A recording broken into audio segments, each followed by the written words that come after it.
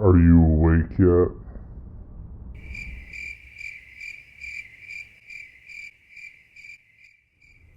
Hello, everyone, and welcome back to the show.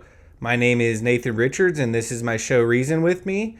Before we start the episode today, I just want to thank everybody who liked and subscribed and commented on the other videos. I really appreciate it. I also want to thank everybody who disliked the videos because I feed off of your hate and I feed off of your tears.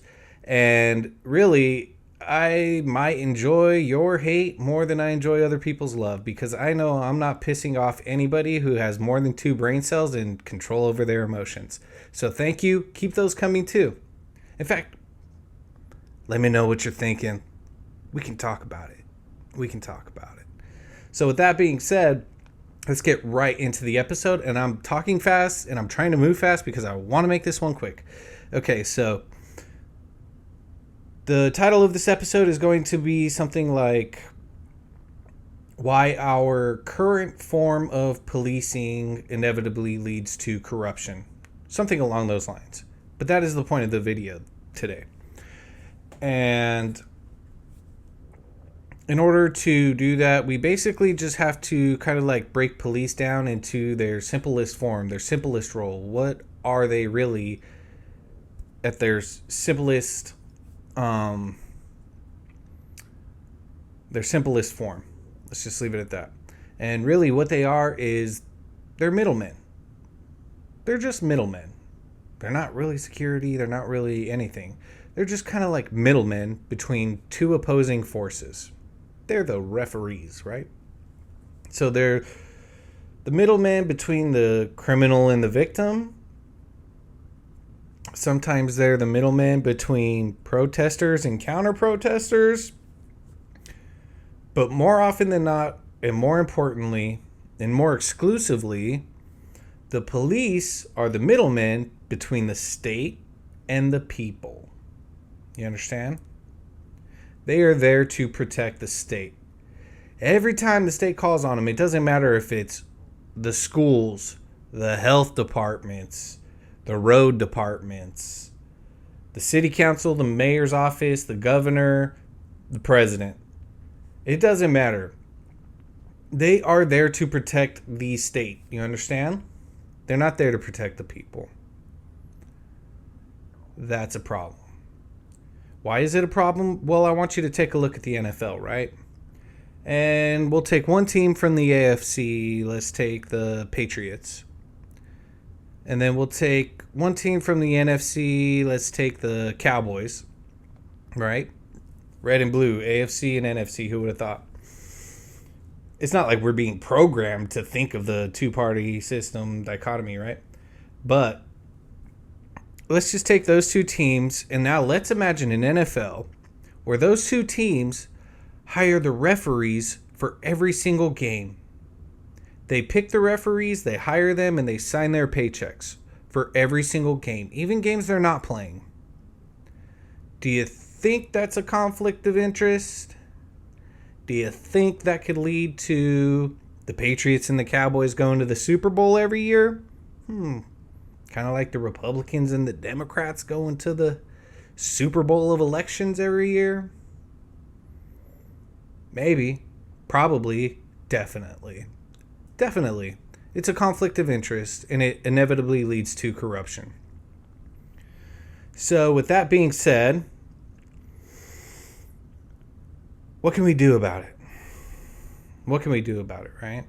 I do have a couple solutions.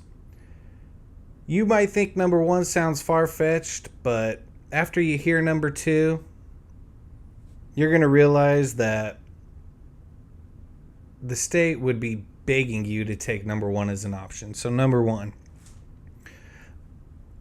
we need to demand that we vote for the chief of police every 2 years. Why? Why should we do that? Well, because now the chief of police, his job is in our hands. You understand? Now, even though it's always us who pay the taxes, they look at you like, yeah, we all fucking pay taxes. You don't have a choice. It's not like you have a choice, right? But when we vote, for these assholes. It is our choice. You understand? And they better carry themselves with some dignity and respect, and they better serve the people. You understand? That's why I think we should also be able to vote for the chief of police every 2 years at the bare minimum. If we shouldn't be allowed to vote for every single law that gets passed, and we should be allowed to vote to throw laws off of the books, right? Those things should be left up to the people, not the state. Okay?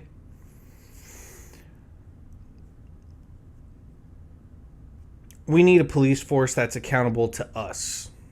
Bottom line. We need a police force that works for us. With that being said, let's take a look at the Constitution real quick. Let's take a look at the Bill of Rights, and let's take a look at Amendment number 2 and Amendment number 10. Amendment 2 clearly states, a well-regulated militia being necessary to the security of a free state. The right of the people to keep and bear arms shall not be infringed. Let's hit on some of these words here, these main ones. 1, well-regulated. Is the FBI well-regulated? Is the CIA well-regulated? Well, then they don't have a right to exist because they are not well-regulated. They are beyond regulation. And most police departments are too. They do not have a right to exist. Secondly, they are not a militia. A militia is comprised of citizens, not state employees. You understand? They are not a militia. Being necessary to the security of a free state. Free state. Not a controlled state. Not a lawmaker's paradise of a state. Not a tyrant's state. A free state. A well-regulated militia being necessary to the security of a free state, the right of the people. The people, not the state, the people to bear arms shall not be infringed. Not at all. Look, the Second Amendment clearly states that the people have the right to have their own police forces in their own neighborhoods, and the state cannot do anything about it. Do you understand? That's what a militia is. Okay? Well regulated? Yeah. Show me one police force, one law enforcement agency that's well regulated. Go ahead, show me. There ain't any. Okay? And they are not actors of the people. They are not the people. They are the state. Okay? Now let's look at Amendment number 10.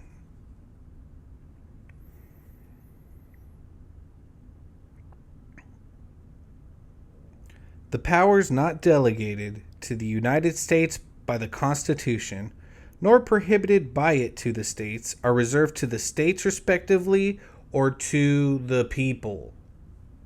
You know, the one thing that pisses me off about Republicans, Democrats too, you know, because they like to throw the Republicans' arguments back in their face, but states' rights. States' rights. States' rights. The states have the right to make their own laws. Yeah, so do the people. Did you not read that? Did you not read Amendment number 10? Look, let's read it again. The powers not delegated to the United States, which is the country, by the Constitution, nor prohibited by it to the states, are reserved to the states respectively or to the people. The people, that's me and you, man.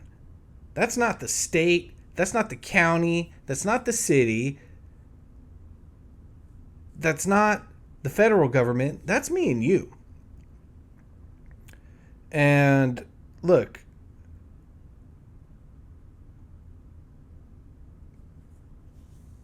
maybe the Constitution allows them to have their own police forces, the state and the federal government. But they have to be well regulated, and they're not, so they have no right to exist.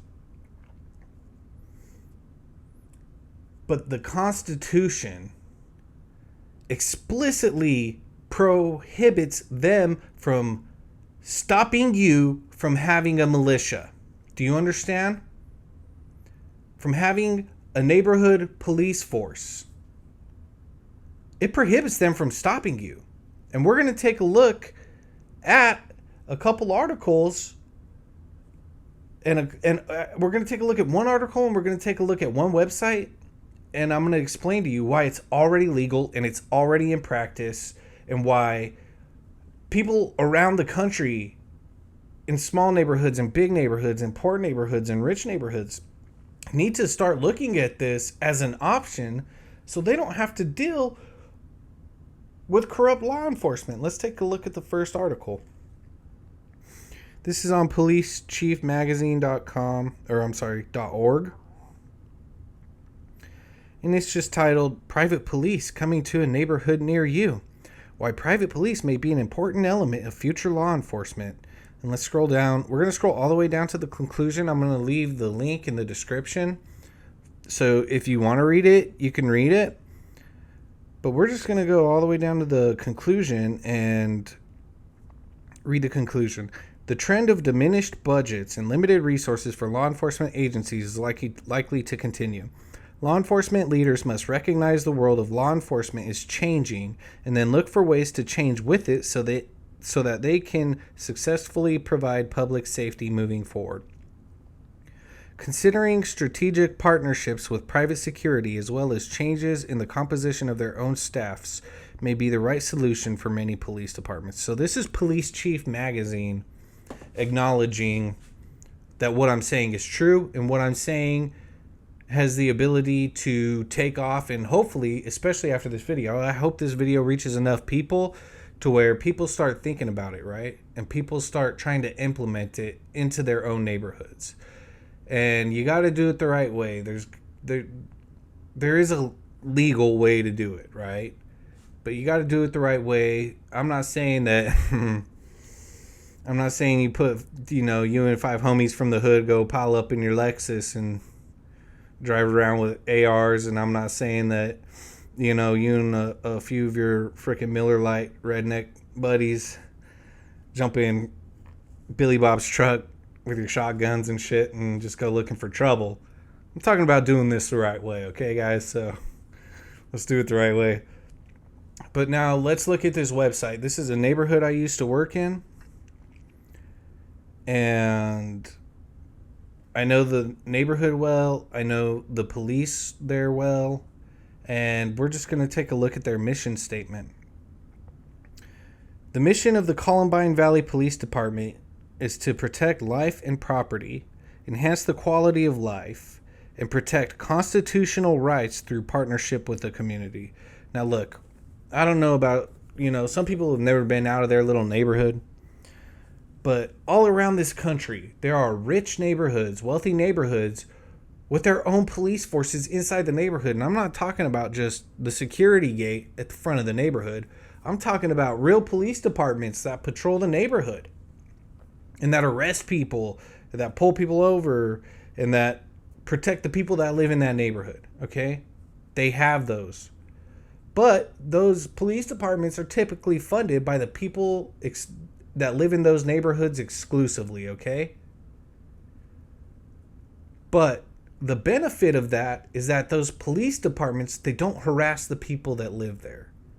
They're beholden to the people that live there, and they will protect the people that live there. And in some of those neighborhoods, the police departments are made up of the people that live there. They're not just people that drive in from 20 miles out of town to come to work and police a bunch of people over here in this neighborhood where they don't have to live. It's people that live in that neighborhood, you understand? And we have the power to do that too. You don't have to be wealthy. You just have to be organized. And you have to talk to your neighbors. And you have to say, hey, look,